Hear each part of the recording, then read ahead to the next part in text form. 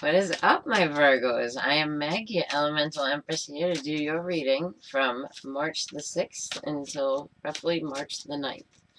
And first, I'd like to talk a little bit about what's going on in the sky. So I gotta rewind for you. To Sunday. Sunday, we had this beautiful kickoff of Chiron, Venus, and Mercury. All together and making this very compassionate, angle in the sky of, people being able to give and accept apologies. So the reason I'm telling you about it now is because it's affecting us this week. So I think that's a really beautiful transit to be highlighting. And then we have, probably when you're watching this, or during when you're watching this, we have Mercury and we have Venus moving into Aries. And Mercury in Aries is going to be a lot better off than Mercury in Pisces. Mercury in Pisces is in its fall, and it makes things kind of muddled and sleepy, and, we're not really quick with the wit and all that, and, it's not manifesting in the way that it usually does. It's not like our Mercury the Magician card. It's, it's in its fall. So when it goes into Aries, it will, one, it's going to be quick, fast, in a hurry kind of stuff. It's going to be back to its manifestation stuff. But we got to watch out because Mercury is, that's how we communicate. And Aries can be quite hot-tempered, and they're the younger sign, so they like to get their stuff out fast. So you might say things that, you'll regret, and Saturn later on in the week is going to be, I think around Wednesday or Thursday, is going to be squaring in the sky some of these planets, and it's going to be a moment where we're going to have to go back over things, and there's going to be paperwork, and it could get a little bit tense, and it could be with our great Chiron aspects, it could be like, should I have accepted that apology, because you're going back over it type of thing.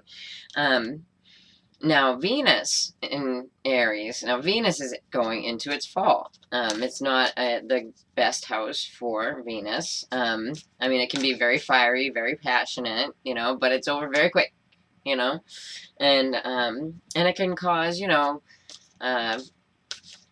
cause, like disagreements with people that you love and people that are around you on a day-to-day basis.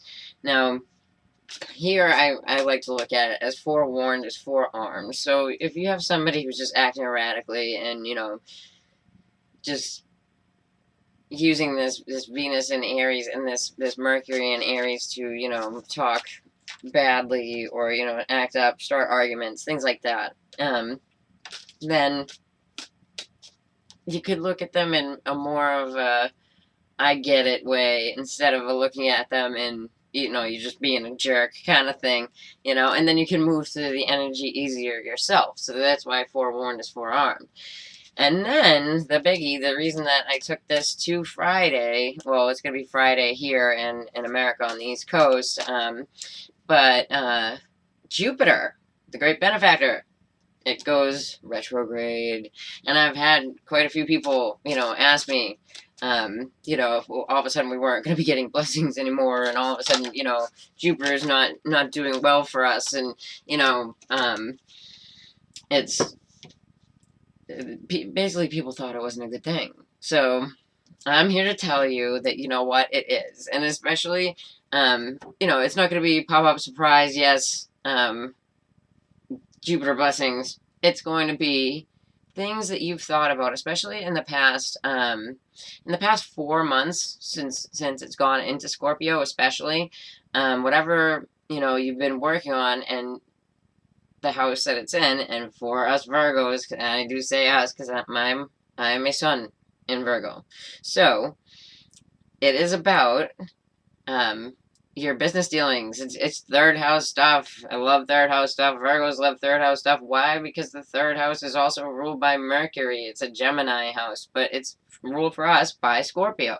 So it's in Scorpio. So what happens is this great big planet, as it goes backward, it starts to pick up all of these ideas that we've had for business and we've had for our siblings. We've had for new like short information, internet information, things like that. Starts to pick them all up, and it starts to bring them back to the surface for us, and it can actually like hyper manifest these things, and we'll really see the play out of it in July when it goes direct again. But here's the thing, if you're willing to do the work, and I know us Virgos, we are willing to do the work, and I love this part of it, and I don't know if I explained it in any other videos, but it takes 3 times the work, but you're going to get 3 times the payoff, you know, on top of that. So basically like 9 times. So that's really good, and I think it's a perfect house for us, and I think that that's really super, and I'm really excited about it. And I'm also Scorpio rising, so I'm even more excited about it, you know? So, alright, let's check out what we got for you here then.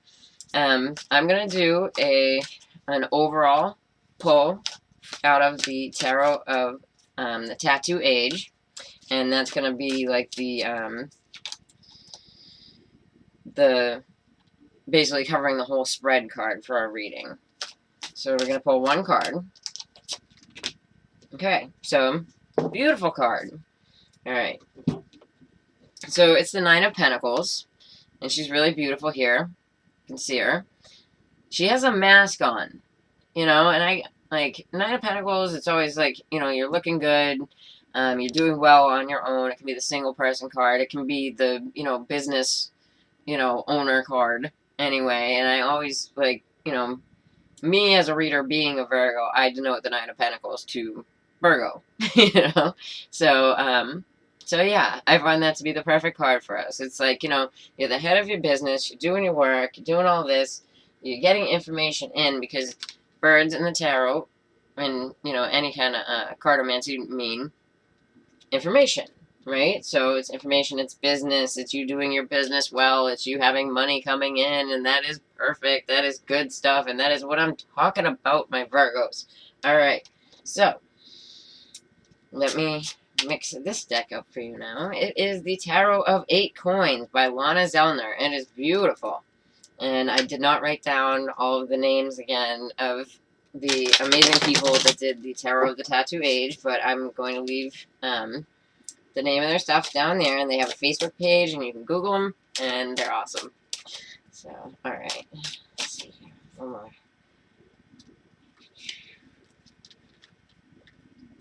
Yeah, and I really feel good about this whole everything that we've been working on, because as Virgos, you know, Virgos or Geminis, they both tell you the same thing. You know, Virgos are better at bringing things down to the surface and doing the work, paying attention to the detail, but anything that's Mercury oriented, when we have something going on like this in a 3rd house, like, oh man, this is where we win, because we constantly have things going on in our brain. We constantly have new ways of reworking, you know, old ways of doing things so that we can get it done faster and, you know, more efficiently and whatever, you know what I mean? So I'm really psyched about this placement, and I think that you should be too. You know, because it's just going to bring all of those things that we thought up that we wanted to do right into the forefront. And I think that that's beautiful. Alright, so that felt good, so let's get started here. Okay, so the first one here. It's the 9 of Cups. It's in the reverse. It can also be that we're drained, and where our central issue here. This is the central issue that she's looking over, but she's the central issue, and this is the central issue as well. We're emotionally drained. We're just feeling the drain, right? I'm not gonna say we didn't get our wishes just yet, but right now it's looking like a drain. It's looking like a drain because we look good. Remember that. We look good. Okay. Alright, and so here we are in the deep past, but this is still part of us, which is really beautiful, and we're about to come to some culmination of something, because I don't know if anybody else noticed this, but of course I noticed it because I'm a reader, but Virgo is the number 9 card, right? We have the 9 of Cups, right? We have the 9 of Pentacles. We are about to come to some, like, something is coming from this. This is something coming to a culmination, right? So this is really beautiful.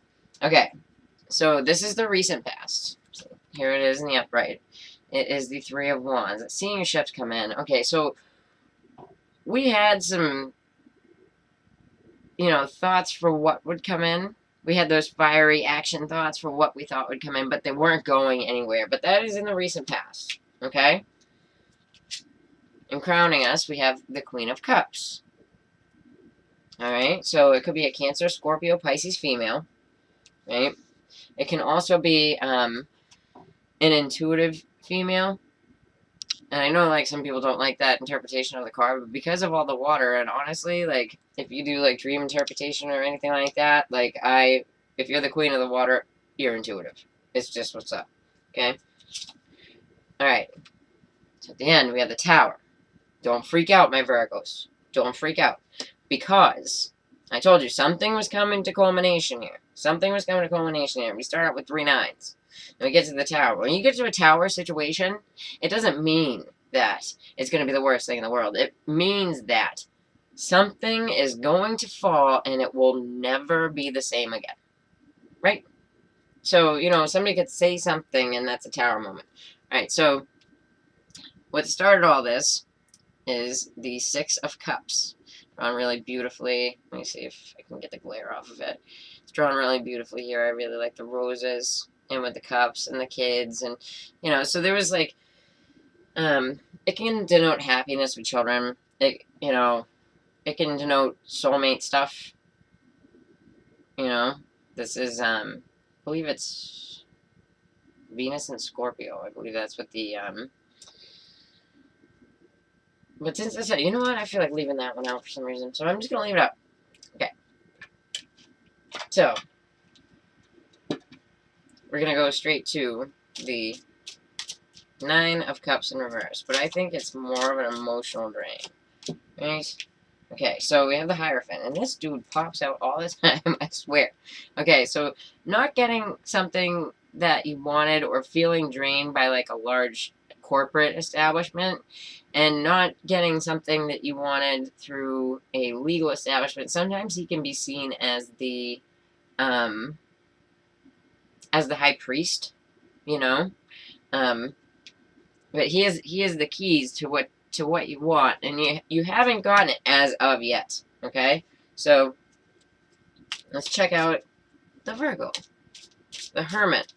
Right? Okay, so you're doing a balancing act, and like, how long can this balancing act go for is the question, right? So you're finding this balance as well, like in your deep past from within. You're doing the Virgo thing. You're going within to find the light, right? So you're finding balance there. Let's see. Okay, so you have the Queen of Pentacles, and not and seeing what you want. That's definitely seeing what you want, but you just cannot, you're not getting it. You know what I mean? It's just not, or if you're a male, it's a Virgo, Taurus, or Capricorn female, who's stuck in a way, and has a dream, but she's not able to see the ships coming in on the dream as of yet. Okay? So let's check out this other queen we got here. Okay, so she's got the Knight of Swords. So she got something to say. That queen's got something to say. Or somebody's got something to say to her. Because the knight's kind of rushing to her. And that could be an Aquarius, Libra, Gemini in your midst. Okay, so you got the Strength card with the Tower. So the Tower is a sign of Scorpio. And the Strength is the sign of Leo. So I'm going to pull another one on that for sure. Let's see. Queen of Swords comes out. So a truth comes out. A truth comes out. The Tower falls, but you have strength. And you're still tame, because it's not like strength like you're lifting up the tower. It's not like that, right? It's mental strength. And mental, and especially with the Queen of Swords, mental clarity to be able to deal with this situation. And I want to see what's going on here. All right, so again, we got the Queen of Cups, right? So you could absolutely have an Aquarius, Libra, Gemini around you, or a Cancer, Scorpio, Pisces around you. I'm going to say probably Scorpio. Let's see. All right, so the Queen of Cups is victorious here, right? You got, and you get the two queens looking at each other, which is really, but I almost feel as though she's representing the same person. Like this gentle, I really feel like it's a water sign. I feel like she's the water sign. She's got something to say, which is going to bring down the tower, but it's strength, and nothing will ever be the same again.